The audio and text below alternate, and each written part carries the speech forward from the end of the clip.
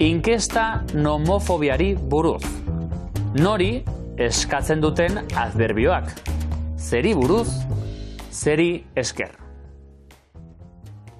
Eup lagun, zer moduz ibili zara? Informazio bati buruzko zehaztapenak ematen ikasiko duzu gaur. Nik asko ikasi nuen soziologiari buruz unibertsitatean. Soziologiako gradua egin nuenean. Egia esan, alazne irakasleari esker ikasi nuen asko. Eta zuk, zeri buruz dakizu zerbait interesgarria? Soziologiako ikasle batek, Aneri eta Mikeli, inkesta bat egin nahi die nomofobiari buruz. Kaixo bikote, barkatu minututxo bat? Minututxo bat eta 10 ere bai. Ez dugu praktiketara joan nahi. Begira, soziologiako ikaslea naiz eta inkesta txiki bat egiten ari naiz. Zerri buruz? Nomofobia. Nomofobia? Nik badakit zer den. Hori da mugikorrik gabe egoteko beldurra. Informazio zehatza emateko, postposizioen bidez osatutako adverbioak erabiltzen ditugu. Hizketarako gaia jakin nahi badugu, nori buruz edo zeri buruz galdetzen dugu. Egitura hau erabiliko dugu. Zeri edo nori galdetzailea, buruz adverbioa eta aditza. Hemen zenbait adibide. Zeri buruz hitz egingo duzu hitzaldian? Zeri buruz idatzi duzu artikulua? Nori buruz ari zarete hitz egiten? Galderari erantzun eta gaia zein den adierazteko, nori edo zeri kasu marka jarriko diogu izenari, eta ondoren buruz erantziko dugu. Hau da egitura. Izena, zeri edo nori kasuan, buruz adverbioa eta aditza. Adibidez, hitzaldian feminismoari buruz hitz egingo dugu.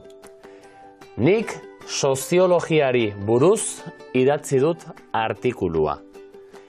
Irakasleari buruz ari gara hitz egiten. Informazioari buruzko zehaztapen gehiago emateko, beste postposizio bat zeri esker edo nori esker da. Kasu honetan, norbaiten edo zerbaiten ekintzaren ondorio izan den zerbait positiboa edo abantaila azaldu nahi da. Galdera honela egiten da. Nori esker gainditu duzu azterketa? Hau da, galdetzailea, zeri edo nori kasuan, ondoren esker eta amaitzeko aditza. Hemen beste adibide bat. Zeri esker ikasi duzu? Horrelako galderei erantzuteko, egitura bera errepikatzen dugu. Hau da, izena, zeri edo nori kasuan, ondoren esker eta amaitzeko aditza. Nori esker gainditu duzu azterketa galderari honela erantzungo diogu. Zuri esker gainditu dut azterketa. Bigarren galderari erantzungo diogu orain. Zeri esker ikasi duzu? Egitura errepikatuta, ona erantzuna. Liburutegiko isiltasunari esker ikasi dut. Egin galderak, irakasleari buruz ari gara hitz egiten. Nola osatuko duzu galdera? Nori buruz ari zarete hitz egiten? Beste bat. Nik soziologiari buruz asko ikasi nuen unibertsitatean. Zein izango da galdera? Zeri buruz ikasi zenuen asko unibertsitatean. Eta azkena. Amaren pazientziari esker gainditu du azterketa. Zein izango da galdera? zeri esker gainditu du azterketa?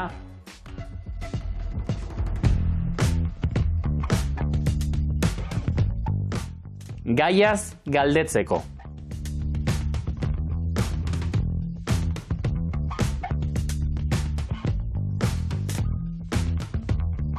Gaiaz hitz egiteko.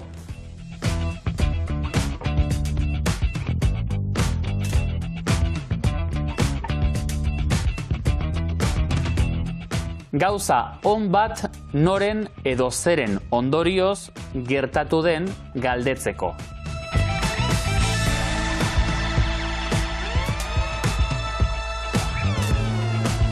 Gauza on bat noren edo zeren ondorioz gertatu den adierazteko. Jarraitu lanean, oso ondo ari zara.